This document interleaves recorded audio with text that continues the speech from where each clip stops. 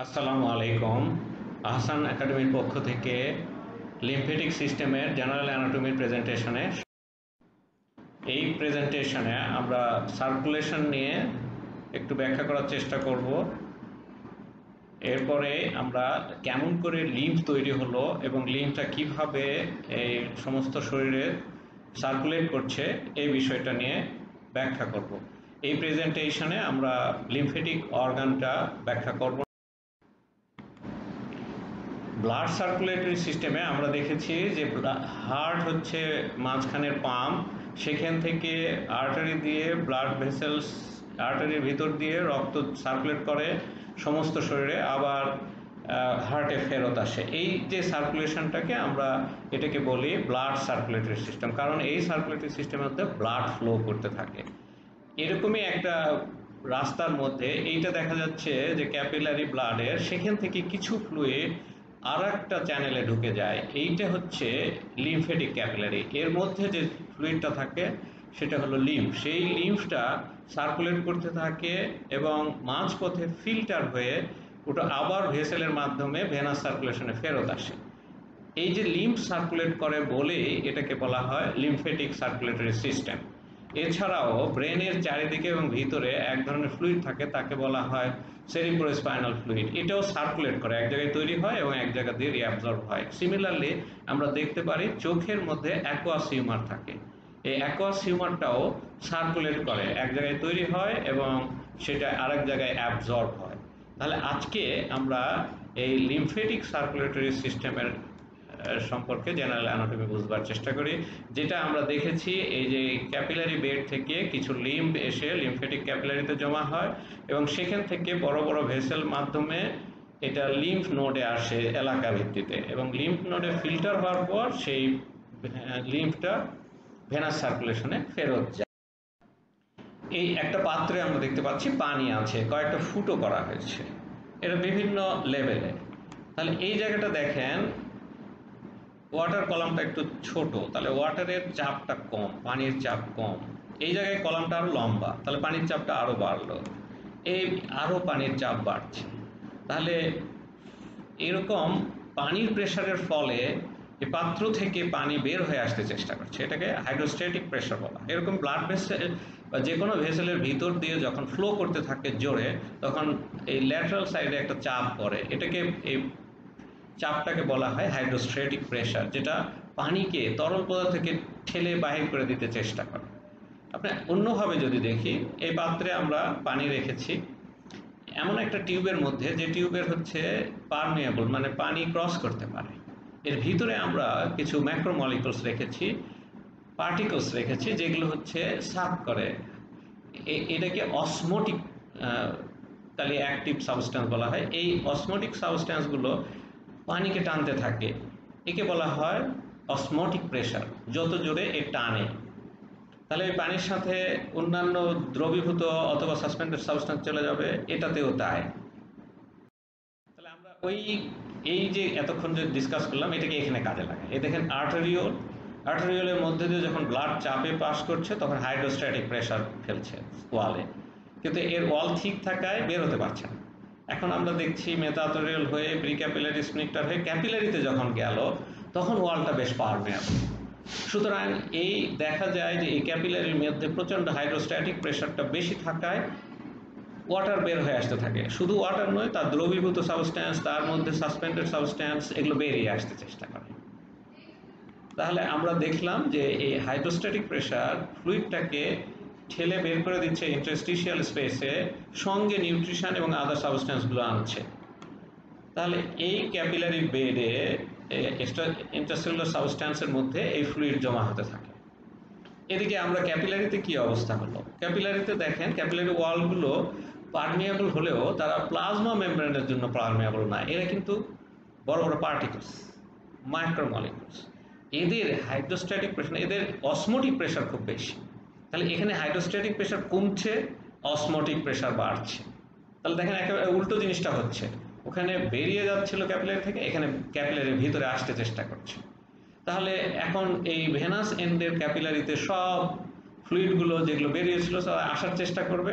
তাহলে এই osmotic pressure থাকার জন্য এক্সট্রাসেলুলার ফ্লুইড যার মধ্যে ওয়েস্ট প্রোডাক্ট এবং কার্বন ডাইঅক্সাইডগুলো সহ ফেরত চলে আসে, কিন্তু এর দেখা যায় যে সবটুকু ফেরত আসে না, মোস্ট অফ দ্য পার্ট আসে। তাহলেই তো সমস্যা, কিছু থেকে যাচ্ছে, তাহলে ওভার দ্য ডেজ অনেক থেকে যাবে। তাহলে এই ফ্লুইডটাকে অন্য একটা চ্যানেলে নিতে হবে। এইটাই একটা ক্যাপিলারি তৈরি হয় যার মধ্যে ঢোকে। এই ক্যাপিলারিগুলো হচ্ছে লিমফ্যাটিক ক্যাপিলারি। তাহলে এই জায়গাটাকে আমরা একটু বড় করে চিন্তা করি। দেখেন ইন্টারস্টিশিয়াল স্পেস, এই যে একটা ক্যাপিলারি তৈরি হয়েছে যার এন্ড ব্লাইন্ড। তাহলে এই ফ্লুইডের মধ্যে আমরা যদি দেখি, এই দেখেন এক্সট্রা মনে করেন সবুজ স্টেন করেছি, এই ফ্লুইডটা এখানে এক্সট্রা থেকে গেছে, বাকিটাকেও ফেরত গিয়েছে। তাহলে এইটাই লিম্ফ হিসাবে দেখেন ওখান থেকে সরে এসে এরা সবাই এই ভেসেলটার মধ্যে ঢুকে যায়। তাহলে এই যখনই ভেসেলের মধ্যে ঢুকে এটাকে আমরা বলি লিম্ফ। তাহলে ধরেন এই যে একটা প্রসেসের মাধ্যমে হাইড্রোস্ট্যাটিক প্রেশার বাড়ার ফলে এখানকার ফ্লুইড বের হচ্ছে, আবার অসমোটিক প্রেশারের কারণে ফেরত আসছে, সবাই আসতে পারছে না, তাহলে বাকিটা আর একটা ক্যাপিলারি সিস্টেমে ঢুকছে। এই মেকানিজমটা হচ্ছে লিম্ফ ফর্মেশন। এটা একটা হাইপোথিসিস এটাকে ব্যাখ্যা করেছে, এটাকে বলা হয় স্টার্লিং হাইপোথিসিস। তাহলে আমরা বলতে পারি Starling hypothesis of lymph formation হচ্ছে এই পদ্ধতিটা, যেটা আমি এতক্ষণ ধরে ব্যাখ্যা করলাম। তাহলে লিম্ফটা এখন স্টার্ট করলো কোথায়? ক্যাপিলারির মধ্যে। তাহলে ক্যাপিলারিগুলো জোড়া লাগছে, জোড়া লেগে লিম্ফ ভেসেলস তৈরি করছে। এই লিম্ফ ভেসেলসগুলো কোথাও ফিল্টার হচ্ছে, সেটা লিম্ফ নোড। এই লিম্ফ নোডে ফিল্টার হওয়ার পর অপেক্ষাকৃত পিওর সেফ ফ্লুইডটা ভেনে ফেরত আসছে। তাহলে এটাই হচ্ছে একটা সার্কুলেশন, যে সার্কুলেশনটাকে আমরা বলি লিম্ফেটিক সার্কুলেশন। সেটা একটু ইলাবোরেট ফর্মে এখন আমরা ব্যাখ্যা করব। তাহলে এখানে কি কি কম্পোনেন্টস হলো? লিম্ফ থাকলো, লিম্ফ ভেসেলসগুলোর মধ্যে সেটা মুভ করছে, এবং ফিল্টার বা অন্য অ্যাসোসিয়েটেড অর্গানসগুলোকে আমরা লিম্ফয়েড অর্গান বলি। তাহলে আমরা এই লিম্ফয়েড অর্গানটা আরেকটা প্রেজেন্টেশনে ব্যাখ্যা করব। এখানে এই সার্কুলেশনটা নিয়ে সীমাবদ্ধ। এই লিম্ফটা কেন, কি কাজ করছে, বডিতে কি লাভ হয়? দেখেন ফ্লুইডটা কিন্তু খানিকটা জমে যেত, এবং এটা দিনে প্রায় 8 লিটার মতো ফ্লুইড বের হয়ে আসে, থেকে যায়। তাহলে এই ফ্লুইড ব্যালেন্সটা কিন্তু করছে। তাহলে ইন্টারস্টিশিয়াল স্পেসের নর্মাল অবস্থাটা বজায় রাখছে, এর মাধ্যমে কিন্তু একটা ওয়াশ আউটও হচ্ছে, এটা ধুয়ে যাচ্ছে। তাহলে এই ফ্লুইড ব্যালেন্সটা সে করে যাচ্ছে এবং ওই জায়গাটুকু ধুয়ে ফেলছে। এর সাথে কি নিয়ে আসতে যাচ্ছে? তাহলে সেলুলার ডেব্রিস, প্রোটিনস, এই ধরনের কিছু সাবস্ট্যান্স, ডিজলভ গ্যাসেস, এগুলোকে সে নিয়ে আসতেছে, ড্রেন আউট করছে। আমরা জানি ইন্টেস্টাইনের মধ্যে থেকে ফ্যাট অ্যাবজর্ব হয়, এগুলো দেখা যাচ্ছে, এগুলো হচ্ছে ভিলায়, তার গায়ে মাইক্রোভিলায় থাকে। এগুলোর মাঝখানে ভিলায় আমরা দেখতে পাই বিরাট একটা চ্যানেল তৈরি হয় লিম্ফ্যাটিক্সে। এই ক্যাপিলারিটাকে নাম দেওয়া হয়েছে ল্যাকটেল। তাহলে এই ফ্যাটগুলো অ্যাবজর্ব হয়ে ল্যাকটেলে আসে।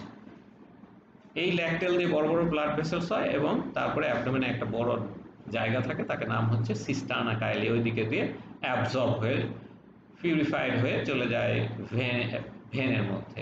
তাহলে এই যে ফ্যাট অ্যাবজর্পশনে লিম্ফেটিক চ্যানেল দিয়ে হচ্ছে। ডিফেন্সের একটা ইম্পর্টেন্ট ফ্যাক্টর, বডির সব জায়গায় ডিফেন্স ক্রিয়ায় এটা সাহায্য করে। তাহলে এখানে দেখেন ফ্লুইডগুলোকে নিয়ে এসে একটা ফিল্টার করে, যে ফিল্টারেড সাবস্টেন্সগুলো আছে সেগুলোকে নিউট্রালাইজ করার একটা বিরাট কাজ করছে সে ফিল্টার হিসাবে। আর দ্বিতীয় নম্বর হচ্ছে ও ডিফেন্সে করে সেলুলার মেকানিজম অথবা হিউমারাল অ্যাসপেক্ট, যেমন অ্যান্টিবডি প্রোডাকশনের মাধ্যমে এরা ডিফেন্স পার্টটা দেখে থাকে। এটা শরীরের সর্বত্রই ছড়িয়ে আছে এই ডিফেন্স মেকানিজম। তাহলে এটা একটা দেখেন লিম্ফ ভেসেলস দেখা যাচ্ছে, এই যে ক্যাপিলারি আগে নিয়ে আসলাম, এটা ব্লাইন্ড এন্ডেড। তাহলে এই টিস্যুর মধ্যে এরা এই যে ফ্লুইডটা থাকছে, সেখান থেকে লিম্ফটা এই ক্যাপিলারির মধ্যে, যখন এই ক্যাপিলারির মধ্যে আসে এটাকে আমরা বলি লিম্ফ। তাহলে এইটা যখন এখানে আসে তখন এটা ক্লিয়ার থাকে, ওয়াটারি দেখা যায়, এবং যত ফ্যাট কন্টেন্ট বাড়বে তত ইওলিশ ধরনের ঘোলা হয়ে যায়। এটা কিছুটা ব্লাড প্লাজমার সাথে মিল থাকে, ফ্যাট অ্যাবজর্পশনেরটা ছাড়া অন্যগুলো খুবই ক্লোজ প্লাজমার কাছাকাছি। এর কম্পোজিশনে আমরা দেখতে পাই প্রোটিনস থাকে, সল্ট থাকে, গ্লুকোজ থাকে, ফ্যাট থাকে, এবং কিছু হোয়াইট ব্লাড সেল, লিম্ফোসাইটস, এগুলো দেখা যায়। এই পুরা জিনিসগুলো থাকে ওয়াটারের মধ্যে, এবং পার ডে এটা প্রায় 8 লিটারের মতো একটা অ্যাডাল্টে এই লিম্ফ তৈরি। তাহলে আমরা যদি সার্কুলেশনটা খেয়াল করি, তাহলে প্রথম ক্যাপিলারিস ছিল, এরা ব্লাইন্ড এন্ডের ক্যাপিলারি। এরা কি ব্লাড ক্যাপিলারির মতো?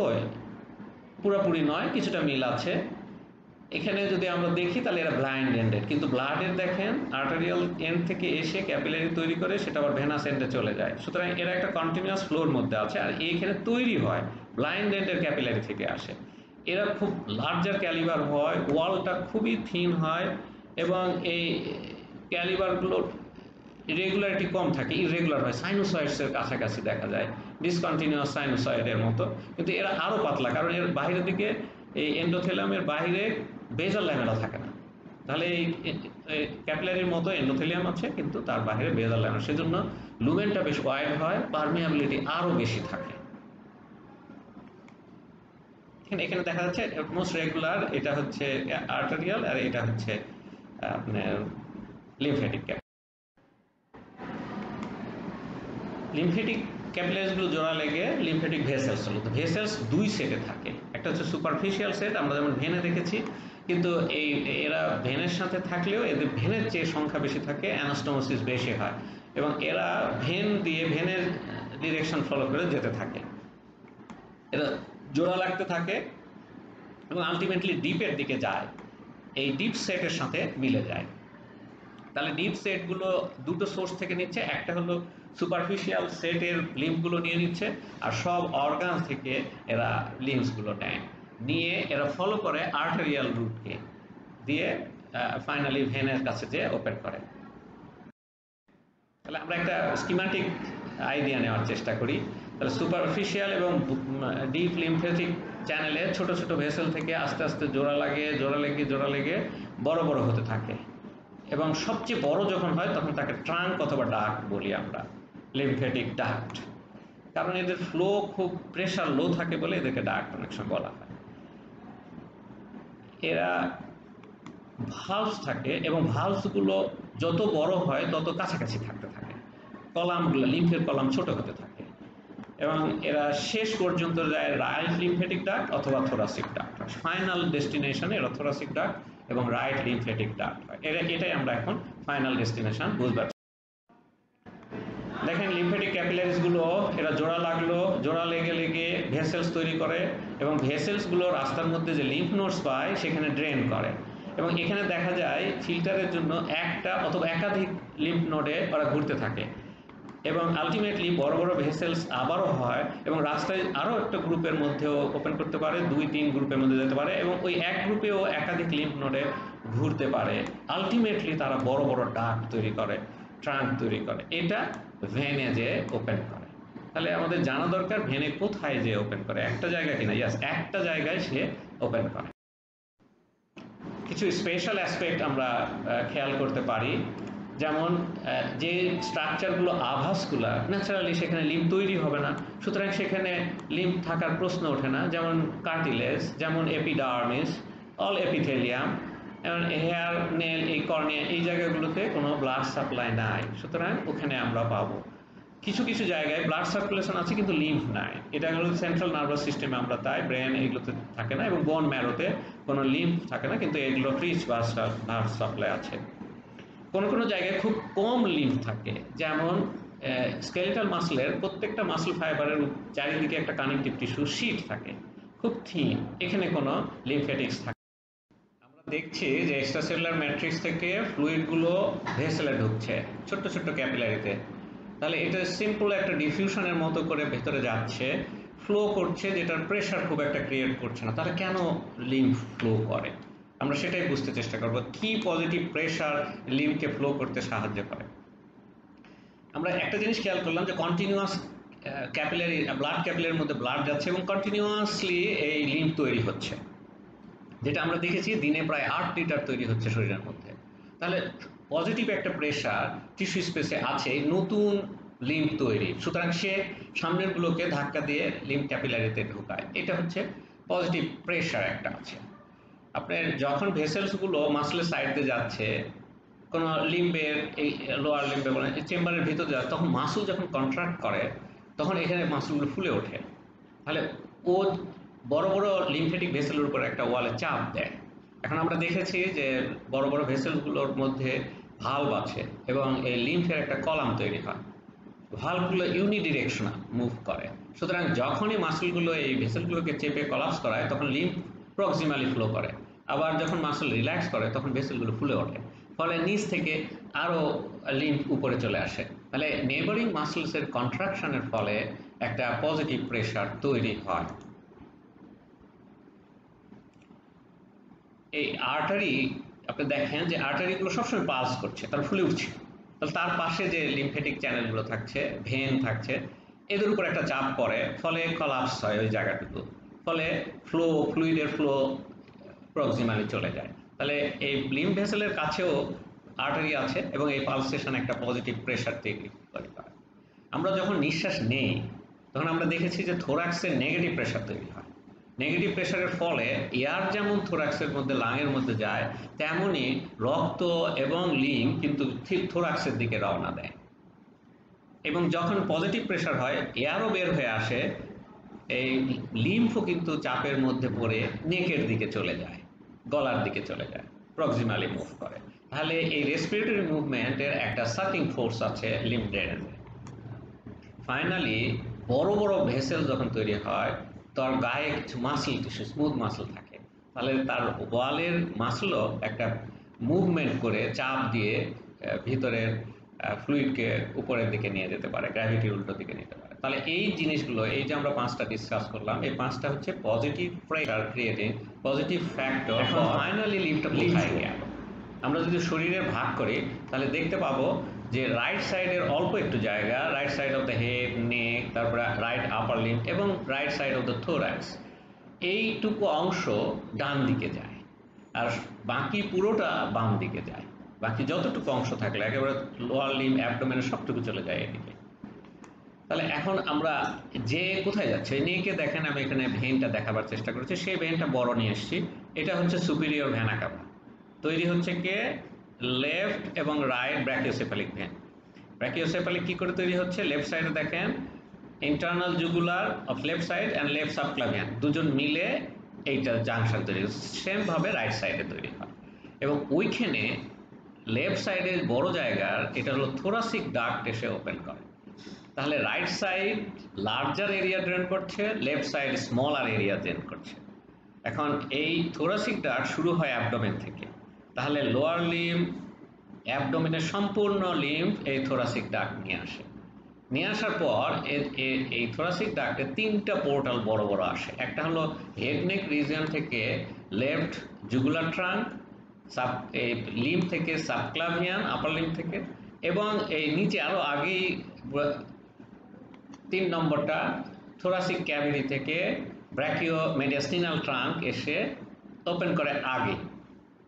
তাহলে এই 3টাকে নিয়ে thoracic duct ultimately venous open করছে। আপনি রাইট সাইডে যদি যান তাহলে দেখতে পাবেন যে ওই যে নিচ থেকে ব্র্যাকিও মেডিয়াস্টিনাল লিম্ফেটিক ট্রাঙ্ক আছে, রাইট আপার লিম্ব থেকে সাবক্লাভিয়ান আছে, হেড নেক থেকে জুগুলার আছে। তাহলে এই এরা 3জন ফিউজ করে যে ট্রাঙ্কটা তৈরি করে তাকে বলা হয় রাইট লিম্ফেটিক ডাক্ট। তাহলে এরা এই মিলে, এই 3টা মিলে রাইট লিম্ফেটিক ডাক্ট তৈরি করে। এটা ছোট্ট, থোরাসিক ডাক্টের মতো অত লম্বা নয়, এর সঙ্গে সঙ্গে একই জায়গায় ওপেন করে। এই জায়গাটা হচ্ছে দেখেন ব্র্যাকিওসেফালিক তৈরি করার জন্য জুগুলার এবং সাবক্লাভিয়ান, তাহলে জুগুলো সাবক্লাভিয়ান জাংশন, এই যে জুগুলো সাবক্লাভিয়ান জাংশনে এই লিম্ফ ওপেন করে। তাহলে এটা কোথায়? নেকের লোয়ার পার্টে, রুট অফ দ্য নেক আমরা বলি। তাহলে রুট অফ দ্য নেকের জুগুলো সাবক্লাভিয়ান ভেনাস জাংশনে ওপেন করে লেফট সাইডে থোরাসিক ডাক্ট, রাইট সাইডে রাইট লিম্ফেটিক ডাক্ট। এটাই হচ্ছে ফাইনাল ডেস্টিনেশন। ধন্যবাদ এই প্রেজেন্টেশনের সঙ্গে থাকার জন্য।